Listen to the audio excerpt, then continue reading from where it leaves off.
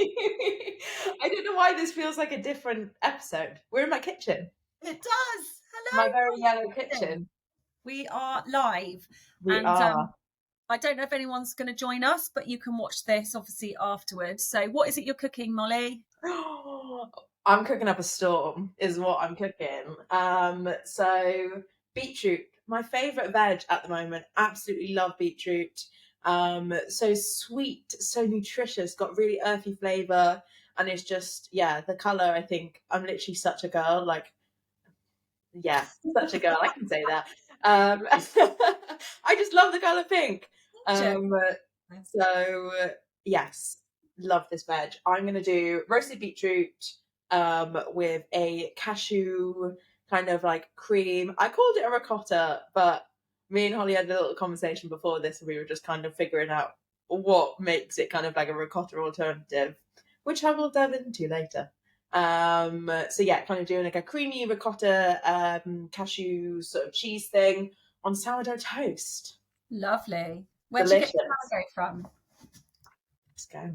Tesco. Yeah, you've So probably got nice bakeries near you, we haven't you? do, we do. I just pick some up whenever I go shopping, and I've got some left over. I was going to go to the lovely bakery just around the corner from me, but I was like, food waste. I've already got a sourdough loaf. Why would I get another one? Oh, Um, sometimes they're so expensive. They're like they about are so expensive. £5. My one, I think I was looking at one the other day, looking at one as if I was going to, but whatever. Yeah, I was looking at one the other day, and it was about £8, which is mad, isn't it?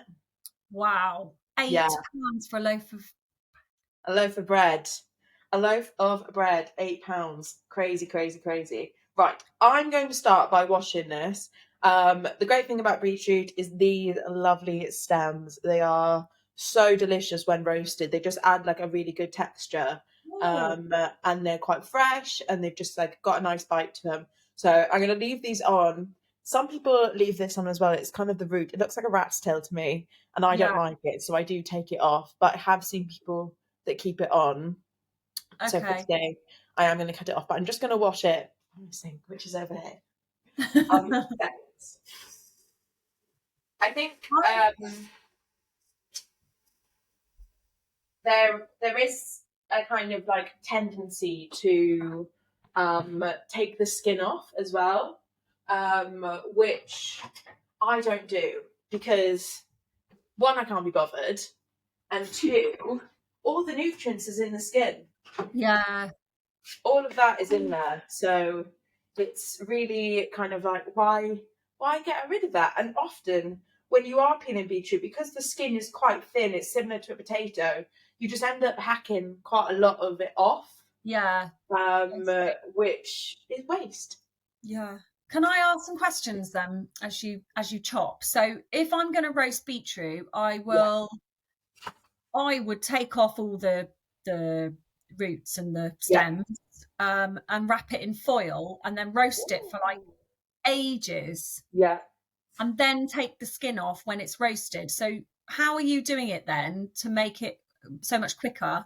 So this kind of roasting method takes me about 25 minutes normally. I chop them quite thin. I don't know. So if you can see that kind of like sort of Oh, wedge right. shape, like that thin. So they're not tiny, tiny, but they're still kind of like thin enough to be roasted. I suppose if you're doing it whole, that's, as you say, it's going to take forever.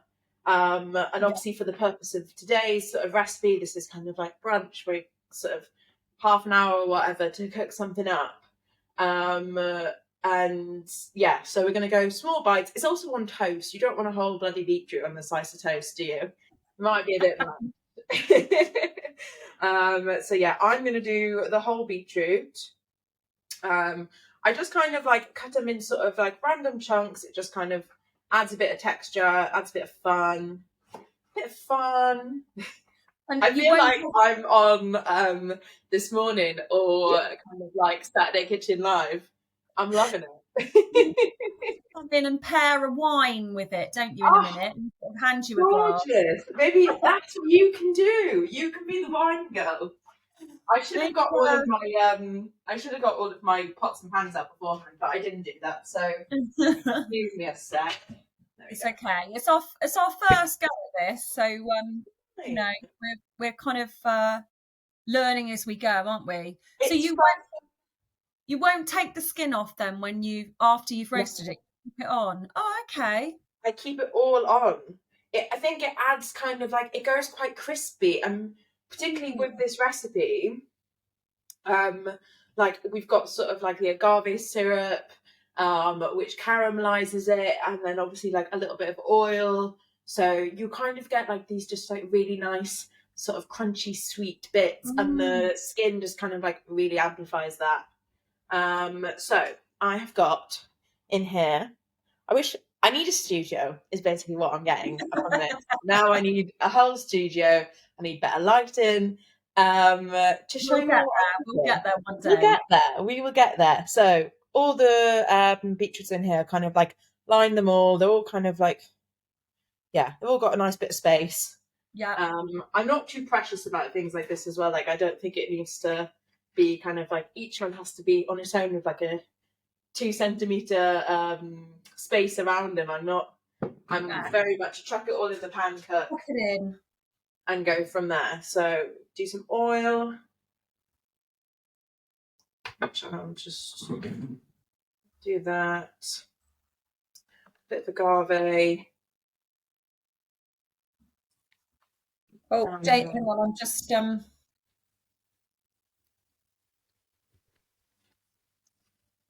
to reply chili. to Jamie.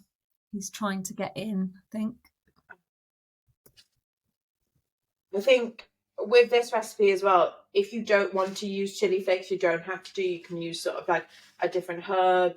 But I really, really love the kind of like sweet, salty, spicy element that the chili flakes bring. So I'm going to have chili flakes in mine, but you don't have to do chili flakes if you don't want to. Good bit of cracked black pepper. Again, just kind of like give it that sort of smoky, little bit of kick. Good bit of salt. And I'm not sure if I put vinegar on the recipe list. But once this goes out, I'll do like an updated recipe list with a method as well. But I love a little bit of red wine vinegar as well, Red just to wine kind of vinegar. bring a bit of acidity. Why red wine vinegar? Do you have like white wine vinegar as well and for different Yeah, things? you can use white wine vinegar. I guess the kind of like red wine just kind of, I don't know, it kind of lends itself well. Like the beetroot is quite rich, and I think it just, the colours match basically. The colours match. Right, so I will just give this a good old mix with a spoon, make sure everything's coated. Um,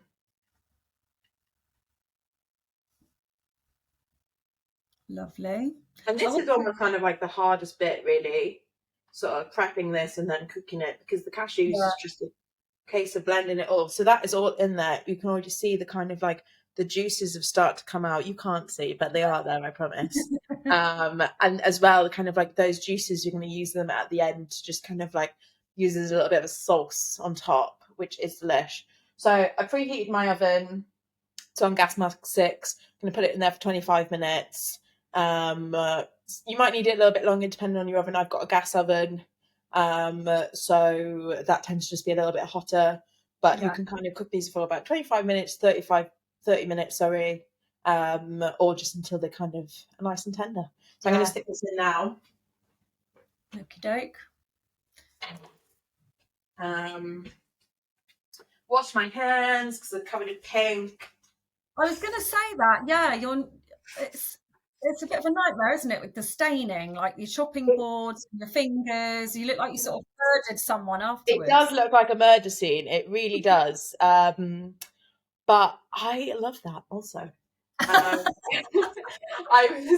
was cooking. I had some pomegranates the other day, and I was chopping them, and just everywhere. I forget how, because pomegranate is exactly the same. It just kind of like you put your knife through, and because all the beads sort of like squirt out, and I'm just like wearing a white jumper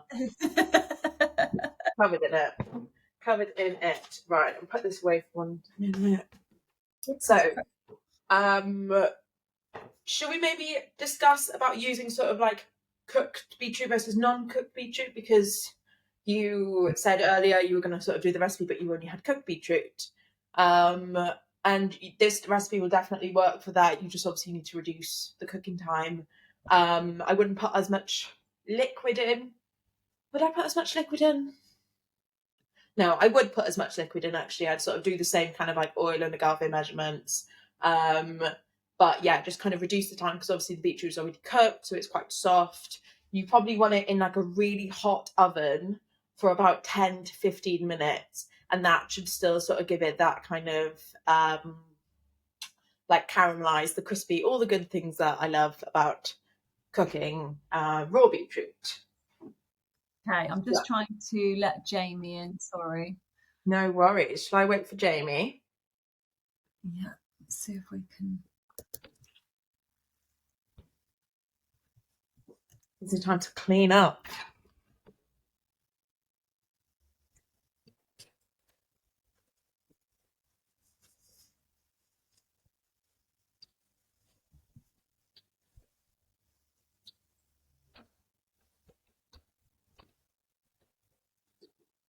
You're like the guinea pig, aren't you? Although we shouldn't really use that language, should we, as vegans?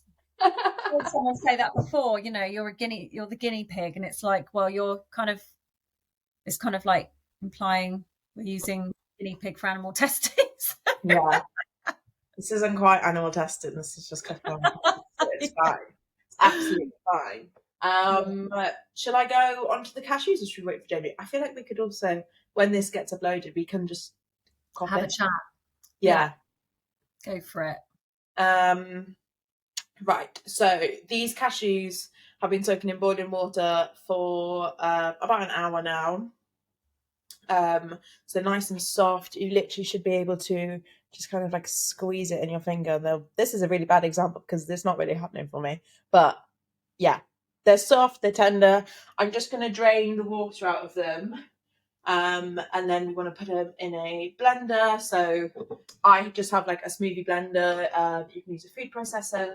I find that these are just easier than using a food processor because it's there rather than kind of like food processors struggle sometimes to chop all the bits up, especially if they're smaller.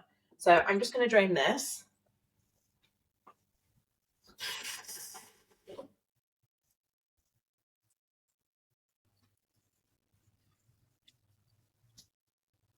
Cool. So. There you are.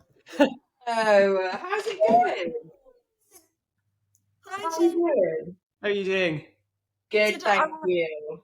I think I maybe need to set it up differently next time then, because obviously if we're recording it, you perhaps can't come in without a link, like an invite to your email. Sorry about that. Yeah, it just kept coming up saying that there was a clip processing and I'd be able to access it once it was finished. So I was like, I don't know. Maybe it is the recording thing then. We'll figure it out next time. This is obviously kind of like the first of this sort of thing. Well, I can be a guinea pig. We were just saying this actually, and we were just like, as vegan, should we say guinea pig? Don't know. But I'll catch you up quickly, Jamie. So I've just roasted the beetroots. So I used raw beetroots. I just chopped them up into kind of like quite small wedges, sort of allow them to cook faster because, as we were saying, it takes ages to cook beetroot. So just done that, coated it in some olive oil, some agave syrup, a little bit of red wine, some chilli flakes, and lots of salt and pepper. So they are now in the oven. So I'm onto cashews. I'm onto the cashew ricotta. We're going to call it that. I think we can call it that. We'll go with it. So I've got about 130 grams of cashews, and this will make sort of around like 4 to 5 portions, depending obviously how much you love it, how much you put on your toast or whatever. So that's in there. I'm just going to quickly look on my recipe at hot sec. I should have memorized this, but I'm not. Cool. Okay. So yeah, lemon, which I've got. This is literally a case of banging it all in. I'm blitzing it up. So, there we go. How are you, Jamie? All right. What's that? You okay? Yes, I'm good. I've actually got all my ingredients here, so I'm going to do it. So I need to. Amazing. Oh, have you got your oven on? Yeah. Yeah, brilliant. Okay. My beetroot's ready. So how long? So just chop them up. Yeah, chop them up. You want them into they're like little half moon segments, weren't they? Yeah, quite thin. Obviously, you just want it to be kind of just cook as fast as possible, really. Yeah, you peel it first. Keep the stalks on. Yeah, no, okay. Keep all of that on. Yeah, keep it all intact. Yeah, that's fine. Keep it all on. You can get rid of kind of like the root, which is at the bottom, the bits that I say looks like a rat's tail. You can get rid of that if you want to. I do, because it looks like a rat's tail. Rats are actually really lovely, aren't they? They're like, it's just the tail that kind of makes you feel a bit ooh. But where's my grater? Here we go. So, a little trick as well. I don't know if a lot of people do this, but basically, whenever I chop garlic, I just grate it with this little grater. I don't like finely chop it or anything. I literally just do it like this, and it's so easy. Do the same with garlic as well. No, ginger. So I use a garlic press, but the game changer for me was realizing that you don't have to peel it first. Yes. So I was using a garlic press, and then just peel the skin out afterwards because it doesn't go through. Oh, okay. Garlic presses are really handy. I think when I've had them in the past, you kind of need like quite a good quality one because otherwise they're a bit shit. Yeah. I've had it. Right. Yes. A bit of a pain. Right. So back to the cashews. I've got 140 grams of cashews in here. I've got the juice of 1 lemon. I think you really want this to be like quite tangy, sort of similar to how kind of like ricotta cheese, kind of like goat's cheese, that sort of thing. Like feta, all of that stuff. You want it to kind of like really have a bit of tang to it. So juice of 1 lemon is in there. I'm just going to put some nooch in. Do you know what? Living with a boyfriend is all well and good until he puts things back in the wrong drawer, and now I can't find any of what I need, which is a joy. So, nutritional yeast. This is some people's kind of like, they'll have it on everything. I'm not that big of a fan of nutritional yeast. I think that's kind of like controversial to say as a vegan. Get out. Yeah. Jamie, I think we need to take over at this point. I'm going to trigger a lot of people. Look at you with your tins of nutritional yeast. I know, I love this. Twins. This is the point when I'm cooking with it, I just take mouthfuls of it. No, my boyfriend does that, and it really, I don't know why. I think it just gives me fish food vibes. Yeah, it looks like fish food. It does look like fish food, doesn't it? It all gets in your teeth if you eat it on itself. I think it just melts. Yeah, I know what you mean. So with this recipe, I've said to put about 2 to 3. I can't remember where I said teaspoons or tablespoons. I'll put the final recipe up later. Do you want me to check? Yeah, this is, as I was saying to Holly before we started this, it's kind of tricky for me to write recipes because I'm very much a kind of throw it all in the pan and see what tastes good kind of cook. So I'm learning. We're learning together. I'm going to put about 3 teaspoons in of this. So that kind of equates to about 1 tablespoon. And again, that just kind of like gives it that kind of savoury, nutty, cheesy sort of flavour. A good pinch of salt. And I stick a little bit of olive oil in there as well, just to help bind it and emulsify. Just do about that much. I think that's everything. Let me just triple check my recipe. Just trying to find it. Yeah, I've got it all. Right, so the water as well really depends on the consistency that you want. I think it depends on how long you've soaked your cashews for, because obviously if you've soaked them for a long period of time, sort of like some people soak them like the day before, like overnight, all of that stuff. If you've done it for a long period of time, they will be softer, so they won't require as much water to be broken down. I've had mine for about 45 minutes. So they're quite soft. I'm going to put about 80 mils of water in and then go from there. This is just kind of like going to be a blend it up, see what the consistency is like, add more water if needed. So let me just do that.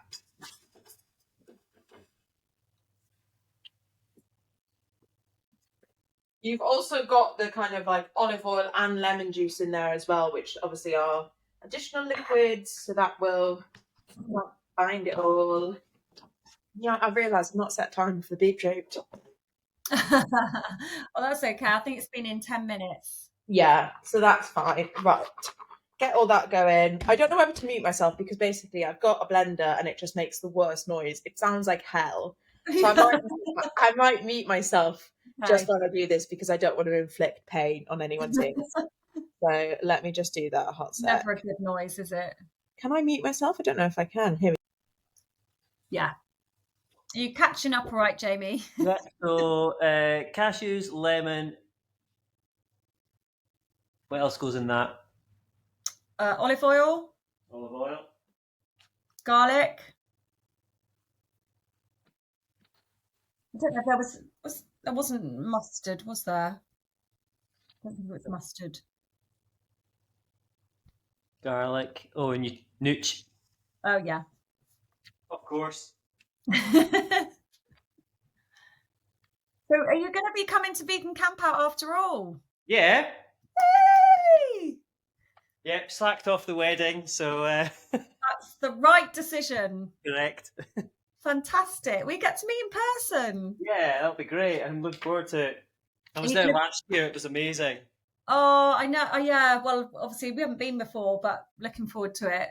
Are you going to be running? Yeah. Yeah. Yeah. You going to be running? What time do you go? Yeah. Well, they do.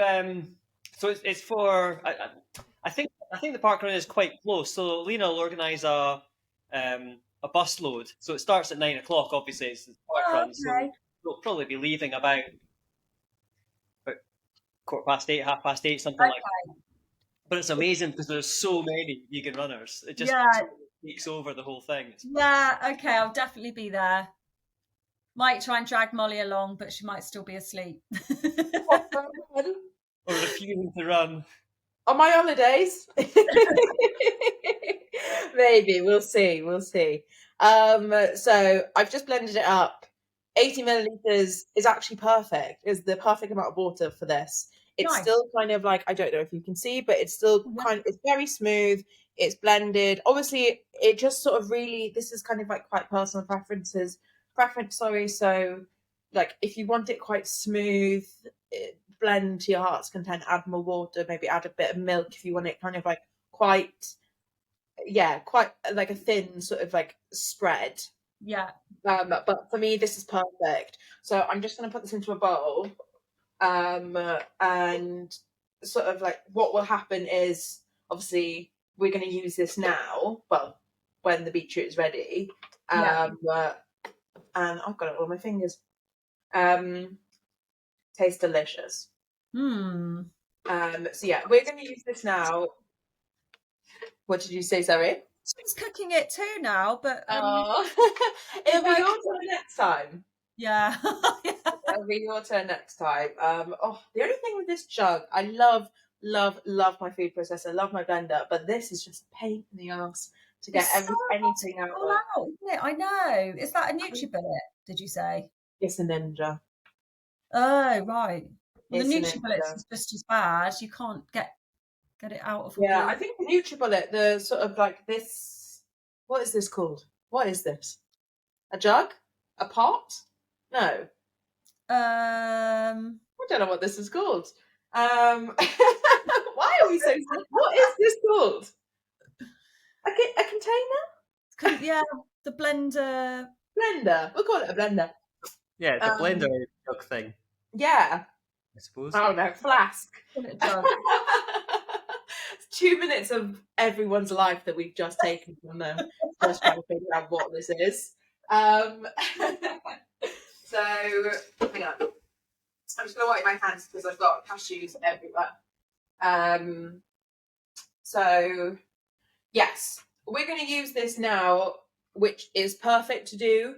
But if you would like it to kind of be a bit thicker, have more of kind of, just a bit thicker and a bit more solid, you can do that. Put it in the fridge, sort of like leave for an hour or more, and then it will firm up and it'll kind of have more of a kind of like grainy sort of, I don't know if grainy is the right word, grainy sort of texture to it, crumbly sort of, we can say, which is even more like ricotta. But obviously for today we're just going to use this straight away.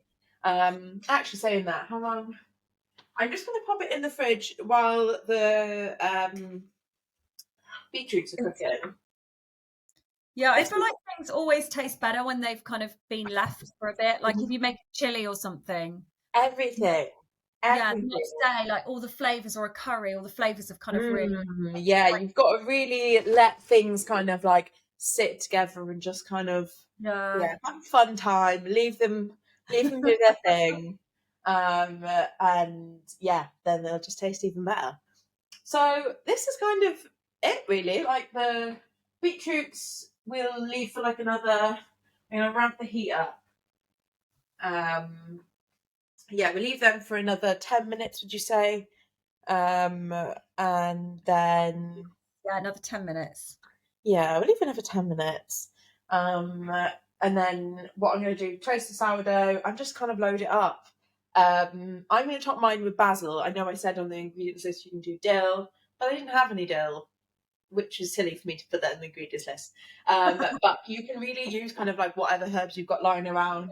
I'm going to use basil. You can use parsley. You can obviously use dill. You can maybe use like a little bit of thyme. That'd be quite nice, quite fragrant.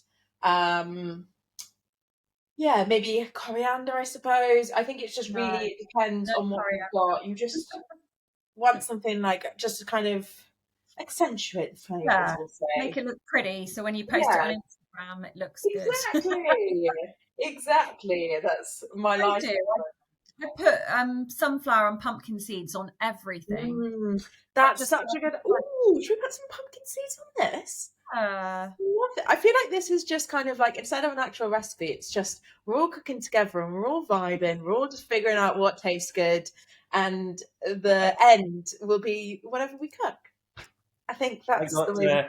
I was in the shops and I got a pomegranate on there with a yellow sticker, so that the seeds are going on. Nice. Lovely. That's so good. That will work really well with the beetroot.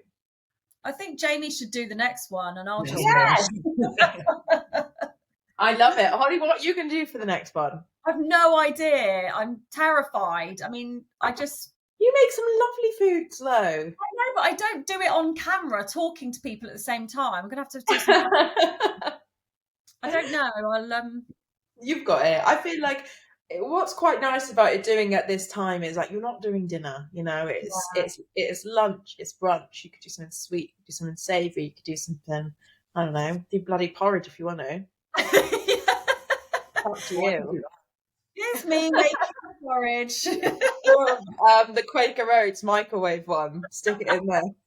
I don't have a microwave. I forgot how middle class you are. No, it's not because I'm middle class. It's because my friends, you remember who I'm always talking about, the one who turned me vegan, who's like Mrs. Clean Eating, told me that they heat the food up, like the molecules.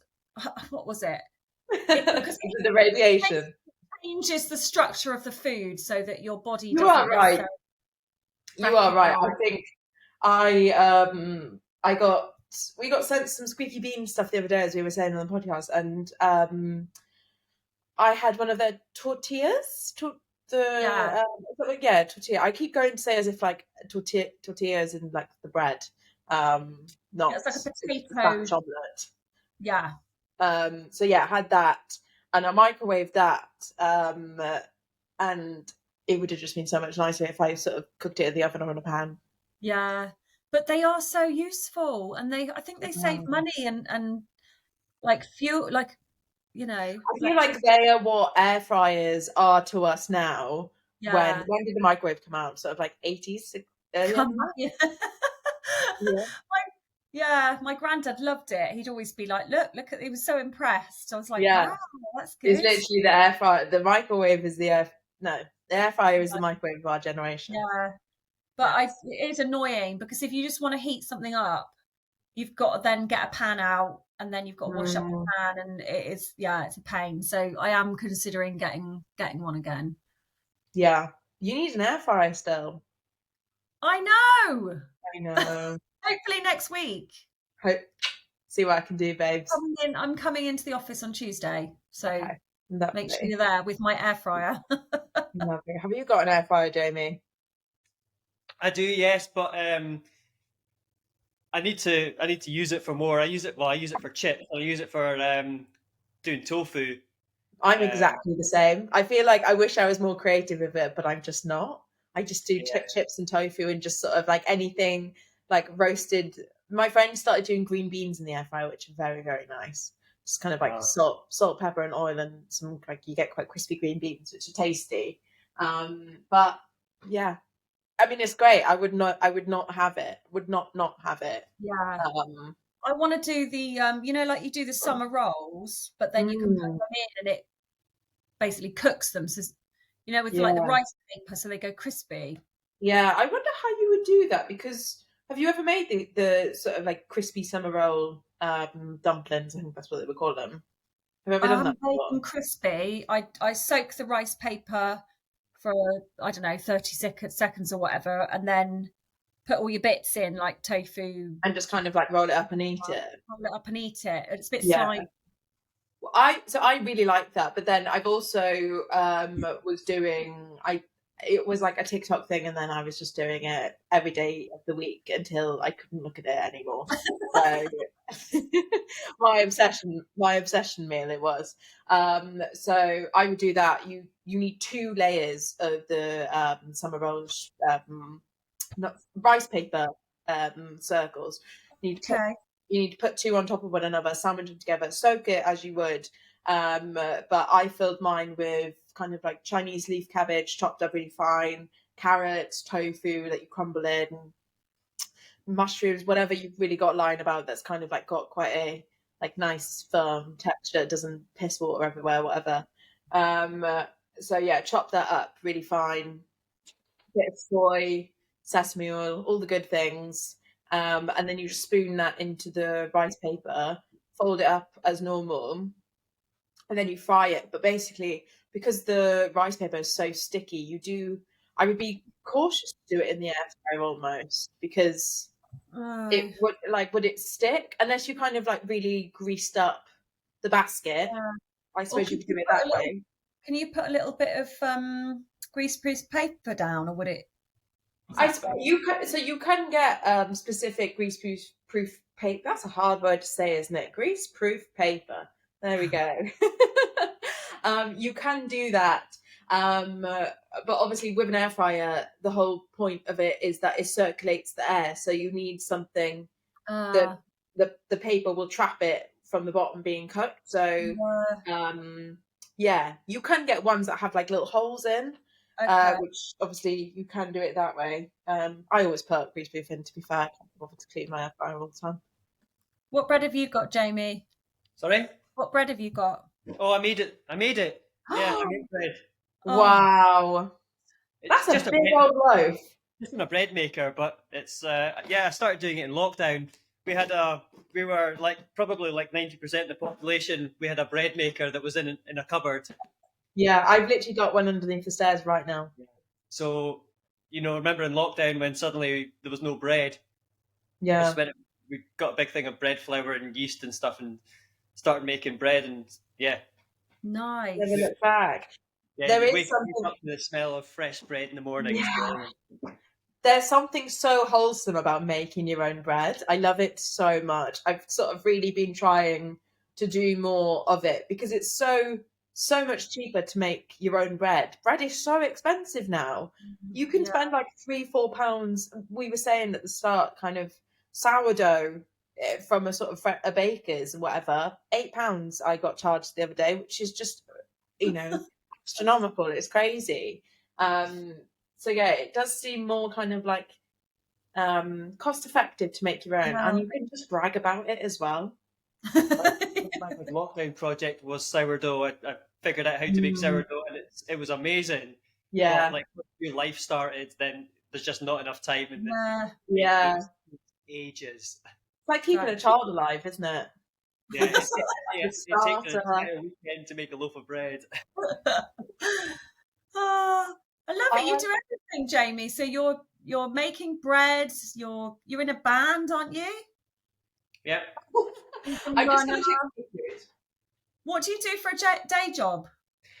So I work for a pharmaceutical company. So I do kind of the comms and engagement stuff. So the kind of I'm in a bit of an ethical dilemma about it. Obviously, they do animal testing. They're trying to reduce it, but they still do it. It's good that they're trying to reduce it.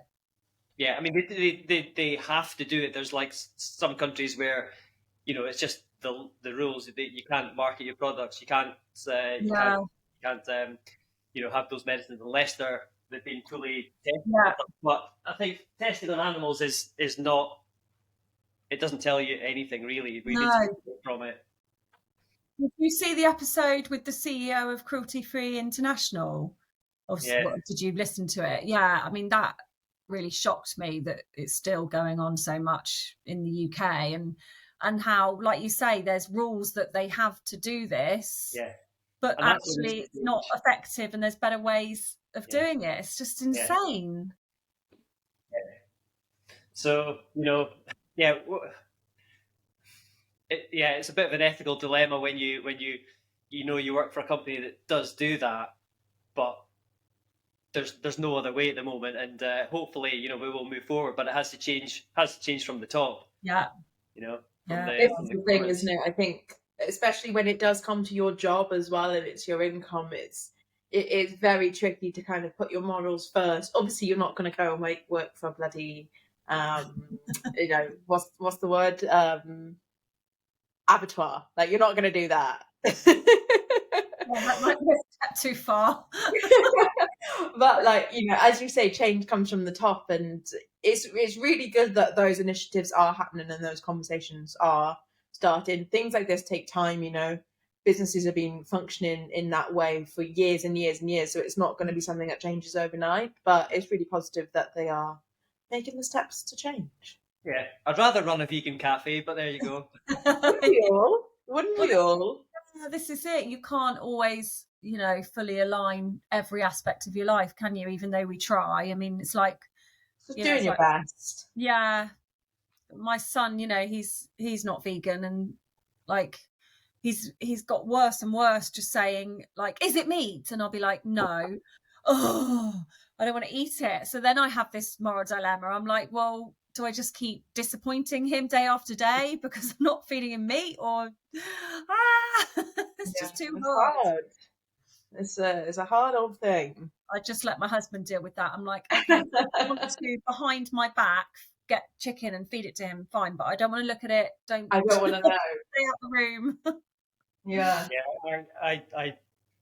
Well, we've been vegetarian for many years, so we've never cooked meat in our house. Our children they grew up vegetarian, so I don't have that problem. But since I went vegan, there's been a bit of resistance from some people, but they're perfectly happy with everything I cook. So most of the I never buy anything non-vegan.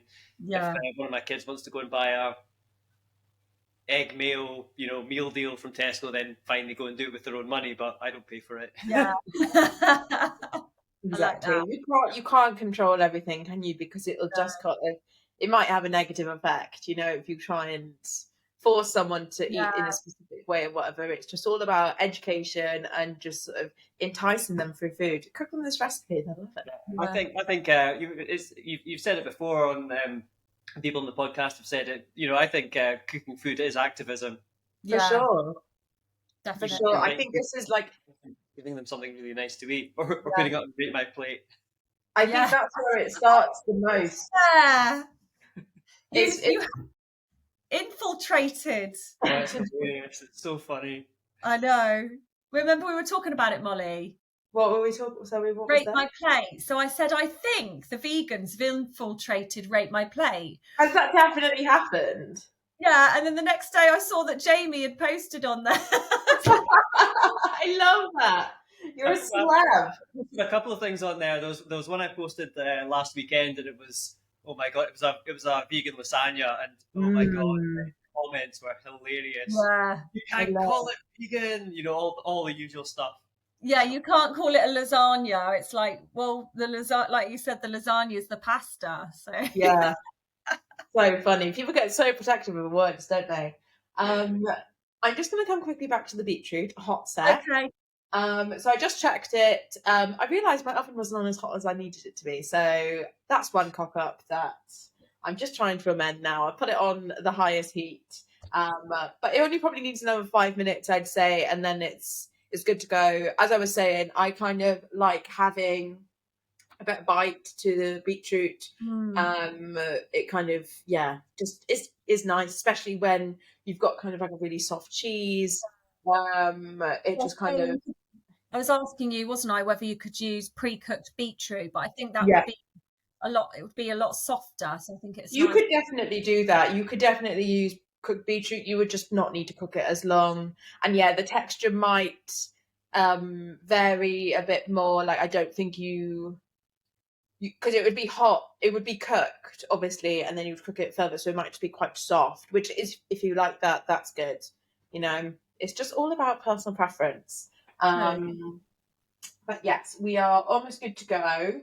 I'm going to toast the bread in about 4 minutes. I think I'm going to put some sunflower seeds on this. Yes. That's what I'm going to do. So I'm just going to heat up a little pan and just start toasting them. Lovely. I'm really hungry. I haven't eaten yet. No, I'm sorry I said for you, because we were having conversations before this and we were like, right, okay, how are we going to do this? Are we both going to cook?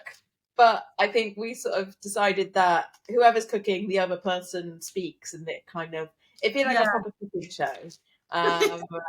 But I realise now that you're the odd one out. Just sitting there like, I want my lunch. Go up to your fridge and get a Beyond Burger and stick it in there. Yeah. Yeah.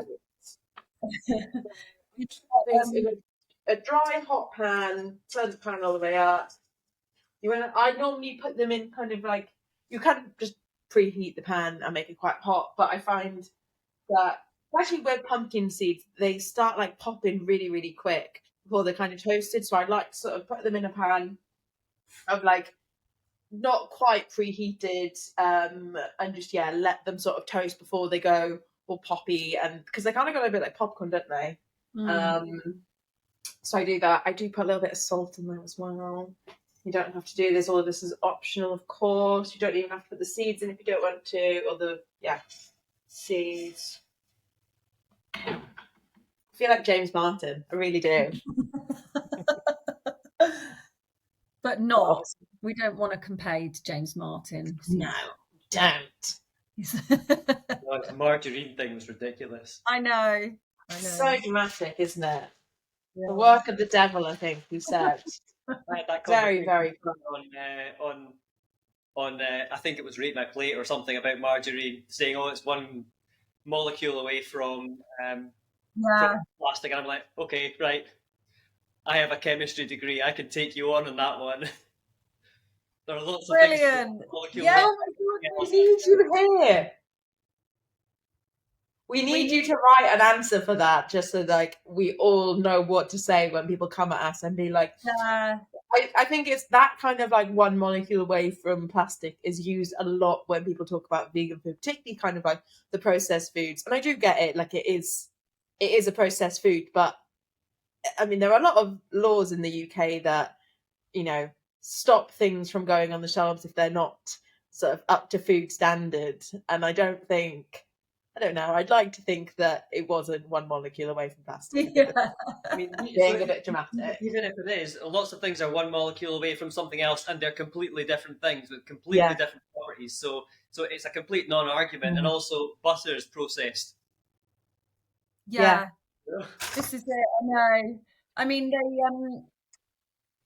have you seen the Telegraph this week? They've been churning out like anti-vegan stories, and I think they've probably put one out, and then everyone's commented, and then they've got really good engagement. So they're like, brilliant, let's get a few more of these out because it's our stats. And but one of them, actually no, that was the Mail, the one about the nutritionist that said, this is, you know, vegan food in schools, it's all like processed, like vegan chicken nuggets and chips. This is the ideal school dinner.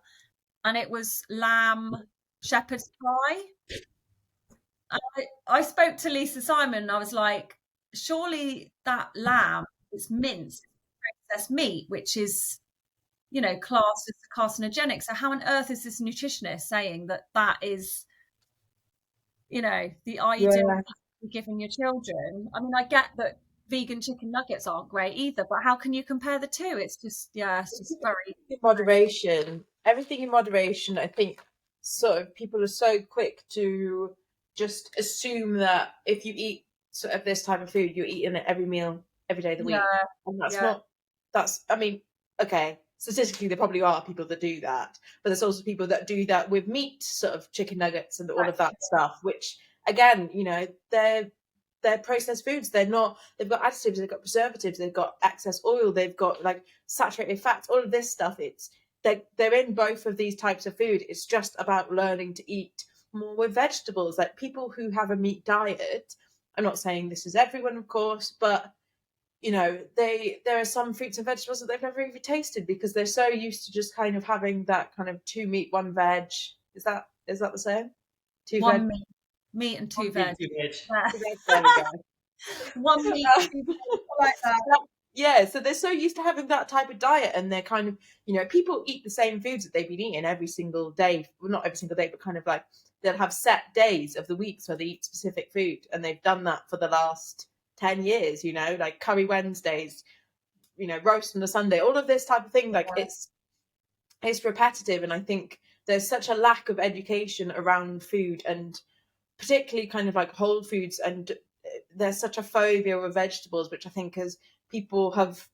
I'm burning my seeds. Hang on. Oh, no. I was on such a high horse. Off on one. I have to rein her in all the time. I know. I'm just looking on the Telegraph. Not a lot, actually. We just kind of put it all out there, as you can probably guess. So I'm going to put my toast on now. I've just kind of like got these two little ears. I'm going to put these in the toaster now. And then we are almost ready to go. And get my basil. Oh, I think I've been meaning to suggest to you, Holly, we really need to do a kind of like herb preservation talk on the podcast because I've started doing this. So basil should not be kept in the fridge. It should be kept in a glass with water. That the water is changed every day. It needs to be, because it's such a delicate leaf that cold will just kill it. So yes, in a glass of water. Change the water every day because obviously water, stagnant water, bacteria, all of that stuff. So you just want to have fresh water in there and just keep it on the table in a kitchen. I've really kind of like looked into how to prolong herbs because I think we've all been there. We kind of get, you know, parsley or coriander or whatever, stick it in a bag and then keep that bag in the freezer, in the fridge, sorry. But the plastic around that really changes the quality of the leaf. And it just kind of like has a big old impact on how long that herb is edible for. So yeah, really good on food waste. Let's do a little thing about it on the pod.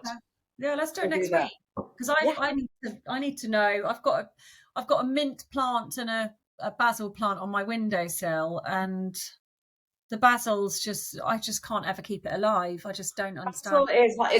are they sort of like ones from supermarkets? Yeah. So those ones are quite notorious because the supermarkets just don't look after them well. So when you do buy those plants, what I would suggest is repotting them straight away, kind of putting them in like really good fresh soil, and just kind of like making sure that it's not sort of the soil's not too wet, it's not too dry, all of that stuff. Kind of put it in a really good spot. I would Okay. say basil. I don't know like how accurate this is, but I think basil kind of thrives kind of not quite by the window, but in a light airy space, if that makes sense. Okay. So not in direct sunlight, maybe. Yeah, I think again, kind of like going back because it is such a delicate leaf, too much of one thing might kill Yeah. it. If you know what I Okay. mean. Right, I'm going to bring out my beetroots. Is anyone watching Eurovision tonight? No. I've never watched Eurovision in my life. Some people go crazy for it, don't they? No, I don't know if you can hear that, the sizzle. Oh, Yeah. lovely. So yeah, they are looking. My lighting is terrible. I'm just going to bring my laptop down like that so you can kind of Oh, see. nice. Yeah, they're all good. They got like a nice little bit of juice on there, which is what you want to kind of, just pour over it really. So we're good to go. Let me start plating. I get my cheese out of the fridge. Already that's kind of like started to thicken, which is great. You get a plate. How are you doing, Jamie? You nearly there? Doing okay, I think. This isn't a race, I promise, Jamie. You can obviously just make this in your own time. Have you got everything? Like, do you know what you're doing? I've got my Lovely. beetroot. It's Lovely, gorgeous. Right, I'm just popping my toast back in a little bit more because it's not quite how I like it. I like toasted toast. You don't like it burnt, do you? Not burn, but I like it sort of Really over crunchy. crunch. You know, you bloody toast it for me, you know? I mean, okay, so yeah, I've just used kind of like 3 or 4 leaves of basil. I'm just going to rip those up like that. Bit of stalk as well is always nice. Right, let's get the toast.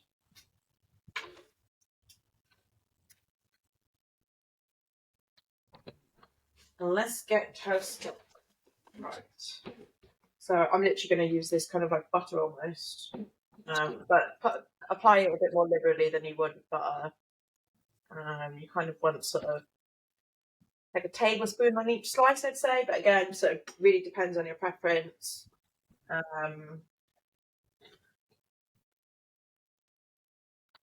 This was meant to, the beetroot was meant to cook a bit quicker, but obviously, as I said, I cocked up my oven and didn't put it on the right temperature, so Well, hence why it's taking a little. what heat Um, should it have been on? So about gas mark 6 or 7, I usually put it on to cook it quite rapidly. I don't know what that is converted, sort of I'll have like a look. 220, I think it is. I think yeah, gas about mark. 200 to 220. Yeah. Right. Okay. So the toast has got some nice, like that, nice bit of cheese on there, delicious. I'm just gonna spoon on this beetroot, and I love, love, love the stems, especially when they're sort of roasted in this kind of like sweet, sticky mixture. They just go delicious.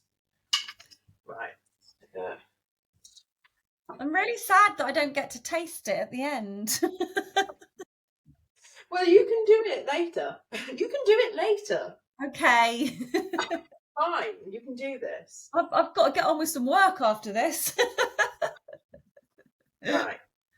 So yeah, you can kind of like, again, this sort of just depends on how much you want to eat. But I kind of this one beetroot sort of between 2, I'd say, unless you absolutely love beetroot and want to use the whole thing. That's absolutely fine. It's Okay. vegetable. It's not going to kill you. And then yeah, just kind of grab all that oil. Well, oil and the sort of syrup and that kind of like, yeah, all the tasty bits. Just kind of drizzle that on You top. put the stems in it. Put the stems in there. Yeah. Yeah. Got them on there. They grow amazing. Do they go crispy? Anyway. Pardon? Do they go crispy? Well, kind of like slightly crispy. They'll remain in the inside quite soft, so the outside will go kind of like nice and charred, and then the inside will be. I feel like you could kind of like tempura them. And then I'm just going to put some basil on top. But too much basil now, you can't see the beetroot. Won't put as much basil on there. And we're done! Amazing. Let me see if I can kind of bring this around here and then you can see properly. There we go. Yeah. Delish. Should I help it? Oh, I love. That was so much fun. It was fun. I really enjoyed it. And you, Jamie, you've caught up. So I'm so surprised. You came here like half an hour later.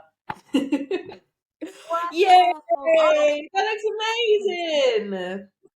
Oh, good. Can you Instagram it and tag us? Yeah, I put some pomegranate seeds on it, and I roasted some walnuts as well because I thought that. Walnuts. I think this is like a really good recipe for just sort of like using whatever you've got in your fridge. Yeah. That kind of like cashew cheese, you can use that. I was thinking of doing like a poached rhubarb, so kind of like more of a sweet thing. I would adjust the flavorings of the cheese, so maybe not put as much, well, not put nutrient really. Mainly kind of like more lemon, a little bit of salt, and yeah, that would be really good. Maybe kind of like charred asparagus, maybe some leeks, all of that lovely stuff. Yeah, it's my favourite. My go-to meal at the moment. I love. Well done, guys. Oh, that was so much fun. Brilliant. Yeah, I'm gonna go and I've only got cooked beetroot, which I think is not That's gonna be as fine. good, but You've got it. You've got it. I wonder if you could maybe fry them in the oven. No, in the oven. In a pan. Not put any oil in there. Because obviously they'll be quite juicy as they are, so you wouldn't need kind of like excess liquid. Still put the agave on there, maybe put a little bit of vinegar, and do it that way so that they're not kind of like cooking too much, but you're still getting a char on the outside. Lovely. Okay. Well, let's get your lunch now, guys. I know, amazing. Thank you so much for coming, Jamie. We really appreciate it, and this is something that we will like keep doing. It's not something that like people need to come to necessarily just for this. If they want to come on, they can. But yeah, this is just going to be shared on Patreon. And yeah, we really appreciate your support as always. Thank you for everything you do. Amazing. Amazing. Bye, guys. Bye.